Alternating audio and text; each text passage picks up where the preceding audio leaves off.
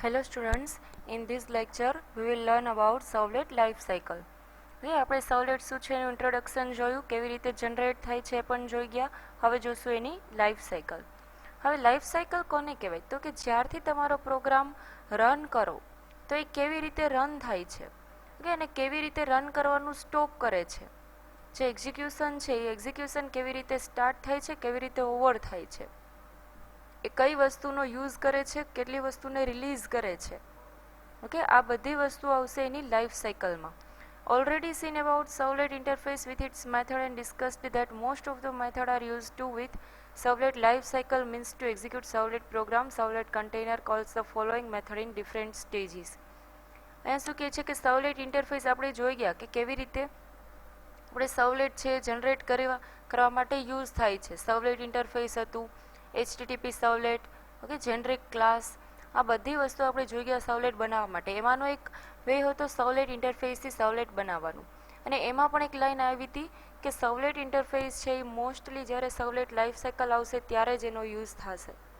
Okay, તો અહીંયા પહેલાં તો એનો ચાર્ટ આપેલો છે કે જે servlet એક્ઝિક્યુટ થાય છે એ મેઇન 3 મેથડથી એક્ઝિક્યુટ થાય છે. એમાં બધું આવી જશે, એ રન થવાનું સ્ટાર્ટ પણ કરશે, એની પ્રોસેસ પણ થઈ જશે અને અહીંયાથી આઉટપુટ ક્લોઝ પણ થઈ જશે. ઓકે, એટલે આ જે મેથડ જે પ્રોસેસ છે એ આખી પ્રોસેસ 3 મેથડમાં ડિવાઈડ થયેલી છે servlet એક્ઝિક્યુશનની. ઘણા બધા એના ડિફરન્ટ સ્ટેજીસ છે. અહીંયા પહેલાં તો એનો ચાર્ટ જોઈ લઈએ કે 3 મેથડ છે, ઇનિટ, સર્વિસ અને ડિસ્ટ્રોય. હવે ઇનિટ મેથડ છે ક્યારે યુઝ થશે? ઇનિશિયલાઇઝેશન. ઇનિટ મેથડનું ફૂલ નેમ છે ઇનિશિયલાઇઝેશન મેથડ. ઓકે, સેકન્ડ છે સર્વિસ અને થર્ડ છે ડિસ્ટ્રોય. ઇનિશિયલાઇઝેશન મીન્સ કે જસ્ટ આપણે અહીંયા એક પ્રોગ્રામનું એક્ઝામ્પલ લઈએ કે મેં ઇન્ટીજર નામનું એક પ્રોગ્રામ બનાવેલો છે ઇન્ટીજરનો, જેમાં આપણે ફંક્શનાલિટી થતી હોય એ રીતે. સપોઝ એમાં 2 વેલ્યુ આપેલી છે એ અને બી. ઓકે, 2 વેલ્યુ મિનિમમ જોશે એડિશન માટે.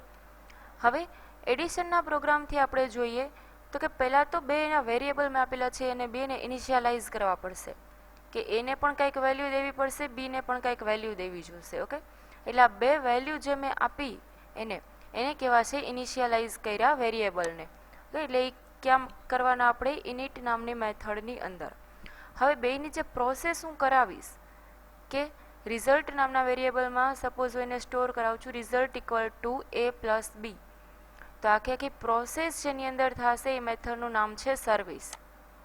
અને જ્યારે તમને આઉટપુટ બતાવી દેશે ત્યાર પછી એ પ્રોગ્રામનું એક્ઝિક્યુશન બંધ થઈ જશે. જ્યારે તમે એક્ઝિક્યુટેબલ ફાઇલ ક્લોઝ કરી દો, એનું આઉટપુટ આવી જાય અને બંધ થઈ જાય, ત્યારે મેથડ કોલ થશે ડિસ્ટ્રોય.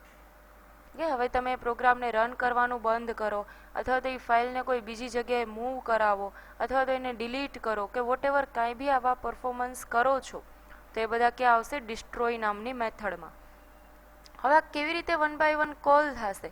તો સૌથી પહેલાં જે તમારો પ્રોગ્રામ છે એ પ્રોગ્રામ તમારે અહીંયા આપેલો છે servlet ક્લાસ. ઓકે, અહીંયાથી ડાયાગ્રામ સ્ટાર્ટ થાય છે આ રીતે. મતલબ કે પહેલું સ્ટેપ આવશે જે તમારો પ્રોગ્રામ બનાવેલો છે એ પ્રોગ્રામ, જસ્ટ પ્રોગ્રામ ઓપન કરવાનો. ઓકે, ત્યાર પછી એને જ્યારે તમે એક્ઝિક્યુટ કરો છો તો એક્ઝિક્યુટ થઈને ઇનિશિયલાઇઝેશન જે પ્રોસેસ થશે ઇનિશિયલાઇઝેશનની, એને કહેવાશે ઇનિશિયલાઇઝેશન એન્ડ લોડિંગ. કે તમારો પ્રોગ્રામ છે એના કમ્પાઇલર ઉપર, ડિબગર ઉપર લોડ થશે અને જે કંઈ વેલ્યુ આપેલી છે એના વેરિયેબલ્સની કે પેરામીટર્સની કે વોટેવર એને મળશે.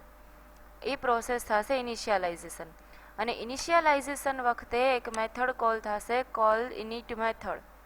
જો એ પહેલી જ વાર તમારો પ્રોગ્રામ રન થતો હશે ત્યારે જ એને ઇનિટ નામની મેથડ કોલ કરશે.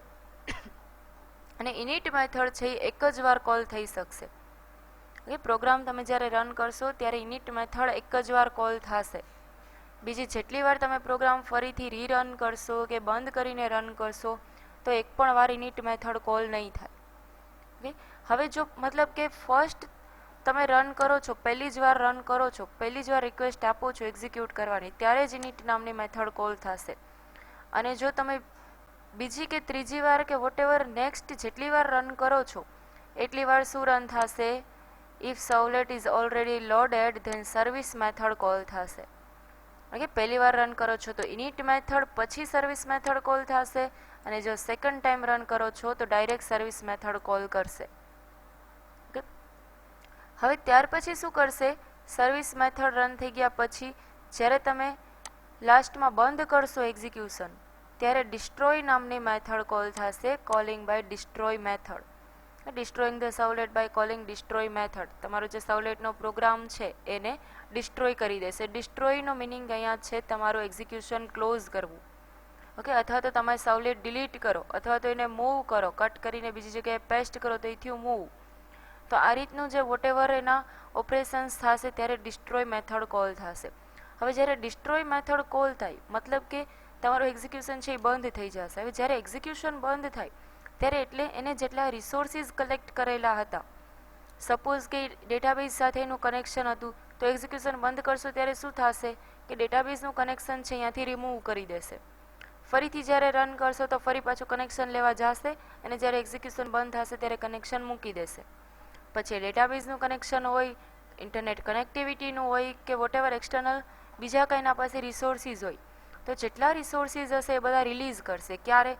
જ્યારે ડિસ્ટ્રોય નામની મેથડ કોલ થશે ત્યારે.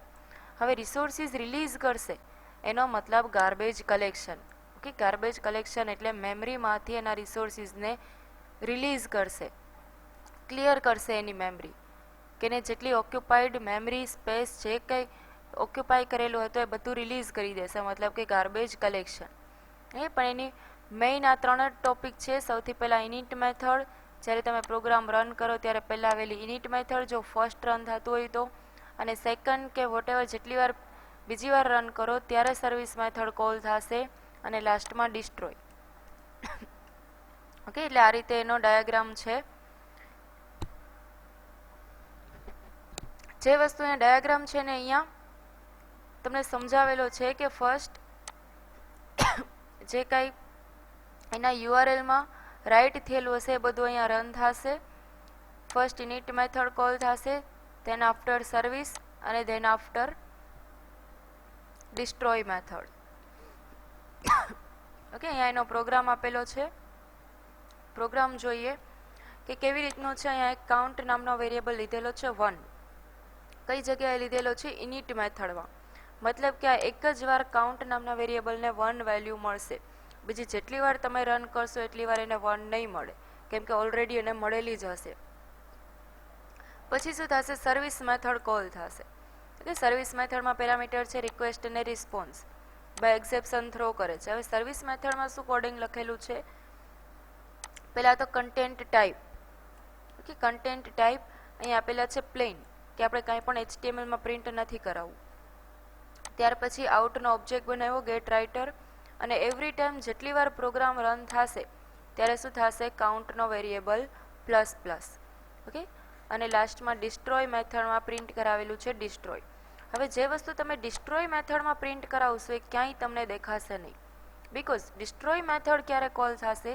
જ્યારે તમે સર્વલેટનું એક્ઝિક્યુશન બંધ કરશો ત્યારે. હવે જો એક્ઝિક્યુશન જ બંધ થઈ ગયું હશે, એને આઉટપુટ કરવાનું જ બંધ થઈ ગયું હશે, તો તમને એ દેખાશે ક્યાં? ક્યાંય આઉટપુટ જ નહીં હોય. હવે એટલા માટે જે વસ્તુ ડિસ્ટ્રોય મેથડમાં તમે લખશો એ ક્યાંય પણ પ્રિન્ટ થશે નહીં. જસ્ટ આપણે નોલેજ માટે અહીંયા એક પ્રિન્ટ કરાવેલું છે કે આ રીતે એની અંદર તમે કોડિંગ લખી શકો, કે પણ આ ક્યાંય તમારે ડિસ્પ્લે નહીં થાય. હવે સેમ વસ્તુ જોઈ પ્રોગ્રામેટિકલી સર્વલેટ લાઈફ સાયકલ. ઓકે, સર્વલેટ લેશો એટલે આ બે પેકેજ લેવાના, સર્વલેટ અને IO. ત્યાર પછી કયો ક્લાસ યુઝ કરેલો છે? જેનરિક સર્વલેટથી આપણે આ પ્રોગ્રામ બનાવેલો છે. અહીંયા કાઉન્ટ નામનો વેરિયેબલ ડિફાઇન ઉપર જ કરી દેવાનો, બધી મેથડની બારે. ઓકે, ઇનિટ મેથડની પણ બારે ડિફાઇન કરી દેવાનો, ઇન્ટીજર કાઉન્ટ. હવે ઇનિટ નામની જે મેથડ છે અહીંયા આપણે એક વેરિયેબલ લીધો કાઉન્ટ =1. સેમ કોડિંગ છે જે આપણે જોઈ ગયા કાઉન્ટ ++ અને ડિસ્ટ્રોઈડ. ઓકે, અને આપણે રન કરીએ, રાઇટ ક્લિક કરીને રન. હવે જ્યારે રન થશે ત્યારે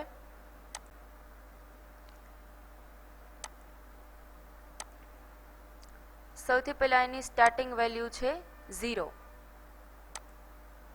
ઓકે, મતલબ કે પહેલી વાર જ્યારે કાંઈ પણ વેલ્યુ નહોતી આપી ત્યારે એની વેલ્યુ 0 હતી. પછી ફર્સ્ટ ટાઈમ રન થયો ત્યારે એની પાસે વેલ્યુ આવી 1. હવે જેટલી વાર રીરન કરીશ એટલી વાર શું થશે? આ વેરિયેબલ છે એ ++ થતો જશે. ઓકે, મતલબ કે એવરી ટાઈમ એની વેલ્યુ છે ઇન્ક્રીઝ થશે. હવે બ્રાઉઝર ક્લોઝ કરીને તમે ફરીથી એને રીરન કરો છો તો જોઈએ એનું આઉટપુટ શું આવે છે. 0થી સ્ટાર્ટ થાય છે કે જ્યાં આપણે પહોંચેલા હતા ત્યાંથી. ઓકે, અહીંયા ડિફરન્સ તમને દેખાય છે કે જ્યાંથી આપણે સ્ટોપ કરેલું હતું ત્યાંથી જ. ઓકે, મતલબ કે એવરી ટાઈમ તમે બ્રાઉઝર બંધ કરો કે જેટલી બી વાર તમે એને રન કરો, રીરન કરો, ઓલવેઝ એની વેલ્યુ ઇન્ક્રીમેન્ટ જ થતી હશે. શેના લીધે? તો કે આ જે કાઉન્ટ નામનો વેરિયેબલની આપણે વેલ્યુ આપેલી છે એ ઇનિટ મેથડની અંદર છે એટલા માટે. જો અહીંયા તમે ઇનિટ મેથડમાં વેલ્યુ આપેલી છે એની જગ્યાએ જો તમે સર્વિસ મેથડની અંદર વેલ્યુ આપી દેશો તો શું થશે? એવરી ટાઈમ ઇનિટમાં કંઈ નથી આપેલું તો અહીંયાથી સ્કીપ થઈ જશે. સર્વિસમાં પહેલી વાર 1 આવશે, અહીંયા પ્રિન્ટ કરશે 1. અગેઇન સર્વિસ મેથડ કરશે, અગેઇન એને વેલ્યુ 1 મળશે, અગેઇન 1 પ્રિન્ટ કરશે. જેટલી વાર તમે રન કરશો એવરી ટાઈમ એને અહીંયાથી જ વેલ્યુ મળતી જશે, ઉપર લેવા નહીં જાય. ઓકે, હવે આને આપણે રન કરીએ. જો એનો ડિફરન્સ પહેલી જ વાર અહીંયા 1 મળી ગઈ. ઓકે, જેટલી વાર એને રિફ્રેશ કરતા જશો એટલી વાર એ 1 જ રહેશે. શું કામ? કે એને વેલ્યુ છે ક્યાં આપેલી છે? સર્વિસ મેથડની અંદર. એટલા માટે જો તમારે એક જ વાર વેલ્યુ ઇનિશિયલાઇઝ કરવી છે તો એને ઇનિટ મેથડની અંદર કમ્પલસરી દેવી પડે. ઓકે, એટલે આ થઈ ગઈ આપણી સર્વલેટની લાઈફ સાયકલ કે પહેલી વાર રન થશે ત્યારે એને 0 મળશે, ધેન આફ્ટર ઓલવેઝ ઇન્ક્રીમેન્ટ કરતું જશે. ક્લિયર? આ હતી સર્વલેટની લાઈફ સાયકલ. હવે જે અહીંયા તમને આપેલું છે સર્વલેટ લાઈફ સાયકલ, ઓકે, સાથે સાથે આપણે આ બધા એક્ઝેપ્શન જોતા હોય છે. સર્વલેટ એક્ઝેપ્શન, આઈઓ એક્ઝેપ્શન. જો તમે ક્યાંય ઇનપુટ આઉટપુટ રિલેટેડ એરર આવે છે તો એ આ ક્લાસથી કેચ થશે. ઓકે, એ જ રીતે અહીંયા નેક્સ્ટ ટોપિક છે સર્વલેટ એક્ઝેપ્શન. બે ક્લાસ છે, સર્વલેટ એક્ઝેપ્શન અને અનઅવેલેબલ એક્ઝેપ્શન. બે ક્લાસ કોને ડિફાઇન કરે છે? javax.servlet નામના પેકેજને. ઓકે, આ ઓલવેઝ બે એક્ઝેપ્શન થ્રો કરશે. Servlet throws an exception when it finds difficulties. જ્યારે એને કંઈ ડિફિકલ્ટી લાગે ત્યારે એક્ઝેપ્શન થ્રો કરે છે અને ડિફાઇન્સ 2 એક્ઝેપ્શન્સ સર્વલેટ અનઅવેલેબલ. સર્વલેટ એક્ઝેપ્શન ક્યારે કરશે? that a servlet problem has occurred. General form of servlet exception is extends exception. મતલબ કે જેટલા એક્ઝેપ્શન છે બધાનો બેઝ ક્લાસ છે એક્ઝેપ્શન. કે જાવાની અંદર જેટલા એક્ઝેપ્શન તમારે આવે છે, એરિથમેટિક એક્ઝેપ્શન, સર્વલેટ એક્ઝેપ્શન, જેએસપી એક્ઝેપ્શન, બધાનો બેઝ ક્લાસ આવશે એક્ઝેપ્શન. અને એની સ્કોપ કેવો હશે? પબ્લિક. એ પ્રોવાઇડ્સ ફોલોઈંગ કન્સ્ટ્રક્ટર્સ. એના પાસે કન્સ્ટ્રક્ટર્સ છે. કન્સ્ટ્રક્ટર મીન્સ કે જે ક્લાસનું નામ હશે એવું જ એક મેથડનું નામ હશે, પણ એના પેરામીટર્સ છે ચેન્જ થતા હશે. કે અહીંયા આપણે કાંઈ પાસ નથી કરતા તો એની ડિફોલ્ટ કન્સ્ટ્રક્ટર થઈ ગયું. જ્યારે અહીંયા સ્ટ્રિંગમાં એક પેરામીટર પાસ કરી છે, એ જ રીતે અહીંયા થ્રોએબલ રૂટ કોઝ, અને એ જ રીતે ફોર્થ છે ખાલી રૂટ કોઝ. કે જે ટાઈપનું તમારે એક્ઝેપ્શન આવે છે તમને કેચ કરીને દેશે, પણ એ કેચ કરીને ક્યારે દેશે? જો તમે પ્રોગ્રામમાં ટ્રાય કેચ બ્લોક લખો છો તો. કે અહીંયા આપણે ક્યાંય ટ્રાય કેચ બ્લોક નથી લખેલા. ત્યાર પછી એ જ રીતે અનઅવેલેબલ એક્ઝેપ્શન કે ક્યારે કોલ થશે? Servlet throws indicate that it permanently or temporary unavailable. જ્યારે તમે ફાઇલ ચેન્જ મૂવ કરેલી હોય કે ફાઇલ ડિલીટ થઈ ગઈ હોય કે ટેમ્પરરી એને કોઈ સર્વર ન મળતું હોય, ઇન્ટરનેટ કનેક્ટિવિટી ન મળતી હોય, કે ત્યારે આવા જે કાંઈ એરર આવશે ત્યારે અનઅવેલેબલ એક્ઝેપ્શન નામનો ક્લાસ કોલ થશે. Might be configured incorrectly or it state may be corrupted.